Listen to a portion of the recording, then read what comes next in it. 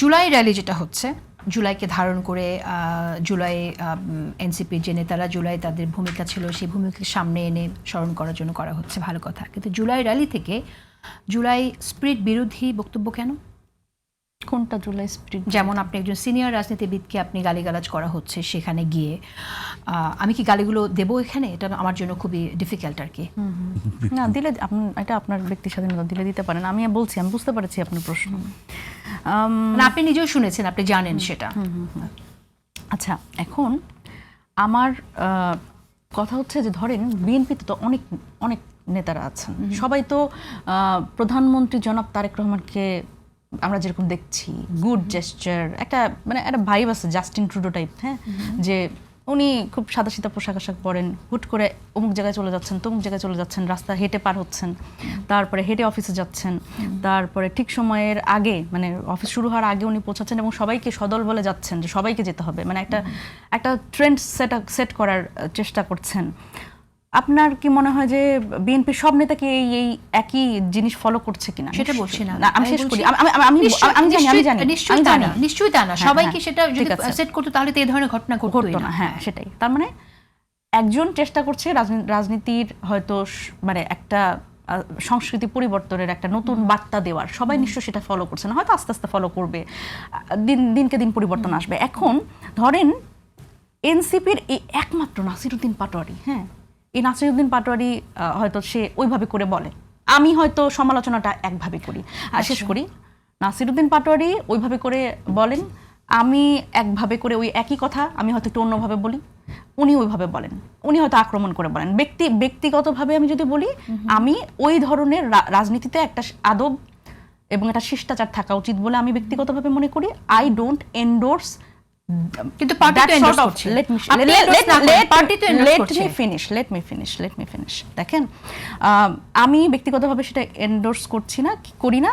কিন্তু এখন আপনি আমাকে বলেন যে নাসিরউদ্দিন পাটোয়ারি যখন এই কথাগুলো বলছে এবং আমরা যখন জুলাই পদযাত্রায় যাই, আমরা কিন্তু শুধুমাত্র জুলাই নিয়ে কথা বলি ব্যাপারটা তা না, মানে আমাদের কিন্তু কিছু কিছু ট্যাগলাইন আছে। এইবারও আমরা জুলাই সনদ বাস্তবায়ন, গণভোটের রায় বাস্তবায়ন, কর্মসংস্থান এবং এই যে যেই বিদ্যুতের দাম বৃদ্ধি, এই বিষয়গুলো আমরা তিনটা বিষয় নিয়ে কিন্তু আমাদের এবার পদযাত্রা, প্রত্যেকবারই আমাদের এরকম পদযাত্রায় একটা লক্ষ্য থাকে যে কোন কোন বিষয় নিয়ে আমরা কথা বলবো। যখন পদযাত্রার আগে পরে কিন্তু আমাদের সময় থাকে, আমরা কিন্তু সাধারণ মানুষের সাথে কথা বলি, তাদের সাথে শেয়ারিং হয়, কি অবস্থা আপনার এলাকার, এক ধরনের মানুষের সাথে রাজনীতিবিদদের যে একটা সম্পর্ক, সেটা আমরা গড়ে তোলার চেষ্টা করি। সব রাজনীতিবিদদেরই হয় যখন বক্তব্য দেন, হতে পারে, আমি জানি, আমি আমার দলের কথা বলি, মানে শুধু বক্তব্য না, বক্তব্যের আগে পরে, মানে আই মিন কনভারসেশন যেটা আমি বলছি, ইনফর্মালি হয়তো আমরা চায়ের দোকানে বসে এই কথাবার্তা বলি। তো মানুষ অনেকেই অনেক জায়গায় তারা বলে যে হ্যাঁ, আমাদের এখানে তো এই এলাকায় তো এই সমস্যা, আমাদের এমপি তো এরকম, সে তো মাদকের ব্যবসা করে, তারপরে মাদক চোরাচালানের যেই লোকজন আছে সে এমপির লোক, এমপির পরিচয় দিয়ে কাজগুলো করে, এই এলাকায় চাঁদাবাজি হয়, মাস্তানি করে, এ তো এমপির শেল্টারে আছে। আপনারা তো জানেন বাংলাদেশের যে রাজনৈতিক প্রেক্ষাপট, আপনি বাংলাদেশে মাদক চোরাচালান হবে এবং যেই সরকার দল আছে সেই সরকার দলের ইশারা ছাড়া বাংলাদেশে এই যে ধরেন এখন যে দাম বৃদ্ধি হচ্ছে, যে সিন্ডিকেটের কথা বলি, যেটা দেখা যায় না কখনো, সেটা কোনো এমপি মন্ত্রীর ইশারা ছাড়া হয়? আপনার এটা মনে হয় যে এটা লোকজন জানে না? নিশ্চয়ই না। আমি আপনার প্রশ্ন একদম ক্লিয়ার আমার কাছে। এখন বিষয়টা হচ্ছে যে নাসিরউদ্দিন পাটোয়ারি কিভাবে বলবেন, হয়তো উনি ওইভাবে করে বলেন। এখন উনি আসলে মানুষের, দেখেন, আমরা যখন, আমি যেহেতু এন্ডোর্স করি না বললাম, কিন্তু আমি যখন মাঠে গেছি, আপনি যখন বললেন যে রিওয়ার্ড করার কথা, আমি স্পেসিফিক করে আপনি যেমন রিওয়ার্ড করার কথা বললেন, আপনি এন্ডোর্স করছেন না, this is nice to know. কিন্তু আপনার পার্টির নেতার পাশে দাঁড়িয়ে একজন বক্তব্য দিচ্ছেন এরকম ভাবে, দিনের পর দিন দিয়ে যাচ্ছেন, আপনার রাজনৈতিক সংস্কৃতি পরিবর্তনের কথা বলছেন, আপনার নয়া বন্দোবস্তের কথা বলছেন, অথচ আপনার গালিগালাজের রাজনীতি উস্কে দিচ্ছেন। আপনি কি এই সেম রকম গালিগালাজ আপনার দলের লোকজনের নেতার জন্য আপনারা আহ্বান করছেন কিনা? এর মধ্য দিয়ে আপনার বক্তব্য আমার কাছে একেবারে স্পষ্ট, আমারটা একটু দিতে দেন। সেটা হচ্ছে যে নাসিরউদ্দিন পাটোয়ারি ওইভাবে বক্তব্য দেয়, কিন্তু ধরেন আমি কিন্তু তার পাশে, সে রাজশাহী বিভাগে গেছে, আমার বিভাগ রাজশাহী, আমি পুরা পদযাত্রায় ছিলাম 8টা জেলায়। এখন ধরেন সাধারণ মানুষ যখন আমরা জনসভায় বক্তব্য দিই, তখন মানুষ কি করে জানেন?